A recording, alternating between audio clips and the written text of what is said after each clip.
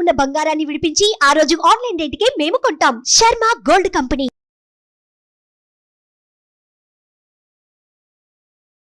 నమస్తే, welcome to Suman TV. నేను మీ యామ్ని. ప్రస్తుతం మనతో ఉన్నారు ప్రముఖ ఆధ్యాత్మికవేత్త రమాదేవి గారు ఉన్నారు. అమ్మతో మనం మాట్లాడదాం. నమస్తే అమ్మ. నమస్తే అమ్మా. అమ్మ, ఇప్పుడు మనకి మహాశివరాత్రి వస్తుంది కాబట్టి అసలు ఆ రోజు ఎలాంటి నియమాలు పాటించాలమ్మా? మనకి ఏ పండగ, ఏ పర్వదినం ఏం చేసినా, ప్రత్యేకమైన ఆరాధనలు ఏం చేసినా కూడా ఆ రోజు మనకి కొన్ని నియమాలు అంటూ తప్పకుండా ఉంటాయి. ఏంటిది? అది పూజా మందిరం తప్పకుండా శుభ్రం చేసుకోవాలి. ప్రధాన ద్వారం కూడా మనం శుభ్రంగా తుడిచి పసుపుని పూసి బొట్లని పెట్టి అందంగా అలంకరించుకోవాలి. గడపని, పూజా మందిరం కానీ ప్రధాన ద్వారం కానీ ఎప్పుడైనా శుభ్రంగా కలకలలాడుతూ బొట్టు పెట్టి కనిపిస్తూ ఉండాలి. అప్పుడు అక్కడే లక్ష్మి అనేది మన ఇంట్లో ఉంటుంది. అలాగే శివరాత్రి కూడాను. శివరాత్రి రోజు ఏంటిది అని అంటే నియమాలు ఏంటిది? ఉపవాసం. సరే, ఉపవాసం ఎవరు చేయాలి? అందరూ ఉపవాసం చేయాలా?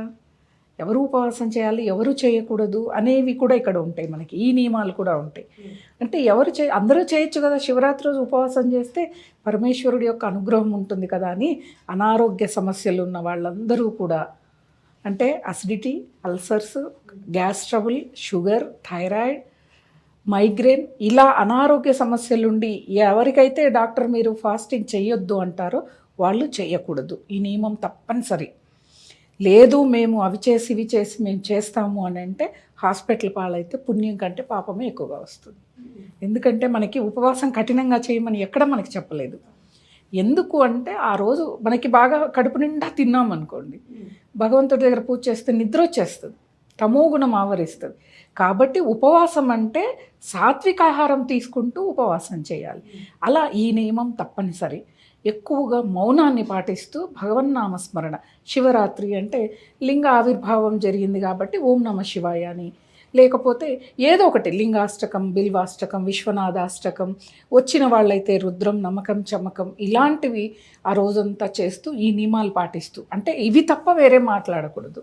అమ్మ, ఇప్పుడు ఉపవాసం ఉంటారు, అలానే మనం ఆలయానికి వెళ్ళినప్పుడు అక్కడ మనకి తీర్థం ఇస్తారు, ప్రసాదం అనేది ఇస్తూ ఉంటారు కదా, అవి మనం తీసుకోవచ్చా?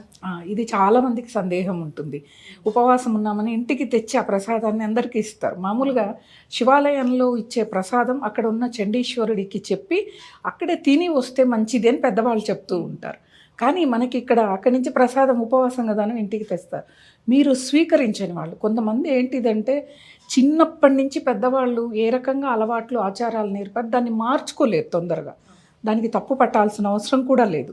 వాళ్ళు ప్రసాదం దగ్గరికి వెళ్లకుండా తీర్థం తీసుకొని బయటకు వస్తే మంచిది. తీసుకున్నారు, భగవన్నామ ఆలయంలోనే ప్రసాదం పెట్టారు, స్వీకరించడంలో తప్పు లేదు. అది ప్రసాదం అంటున్నాం, భగవంతుడికి నివేదన చేసిన ప్రసాదమే మనకి ఇస్తారు. కాబట్టి అక్కడ తీసుకునేది. అంటే కొంతమంది పట్టించుకోరు, ఈ కఠిన నియమాల్ని చెయ్యరు ఎవరు కూడా. అంటే కొంతమందికి బాగా నాటుకొని పోయి ఉంటాయి, వాళ్ళని మార్చలేము ఇంకా జీవితంలో.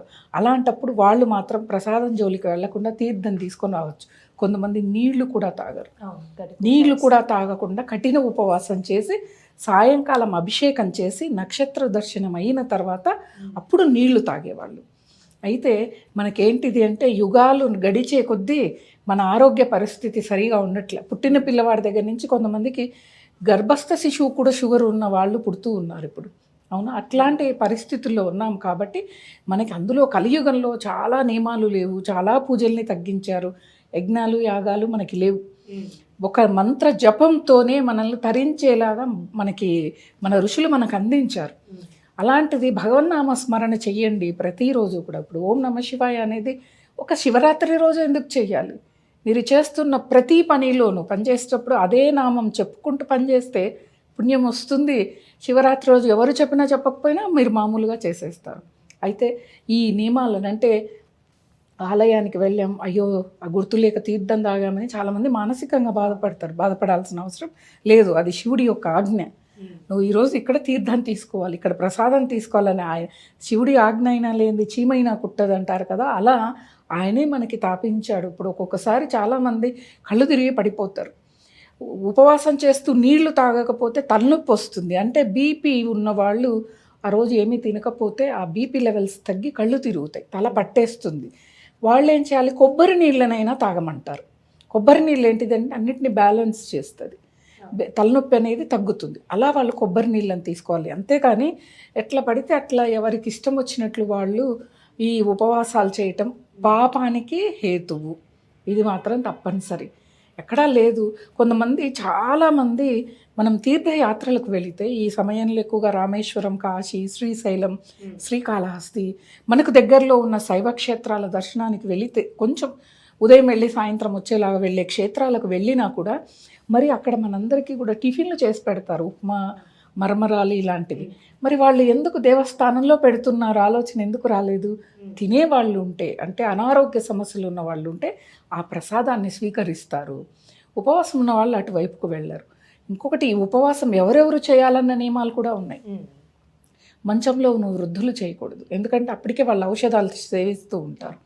గర్భిణీ స్త్రీలు చేయకూడదు. బిడ్డకు పాలిచ్చే తల్లి కూడా ఉపవాసం చేయకూడదు, ఎందుకంటే ఒక రోజంతా తన ఆహారం తీసుకోకపోతే మరుసటి రోజు బిడ్డకి తను పాలు ఇవ్వలేదు, ఉండవు. ఆ బిడ్డ ఆకలితో ఏడుస్తూ ఉంటే ఆ పాపం తల్లికి వస్తుంది. కాబట్టి దేహమే దేవాలయం అన్నారు. దేవాలయంలో ఉన్న భగవంతుణ్ణి కూడా మనం బాధ పెట్టినట్టు ఈ దేహాన్ని బాధ పెడితే.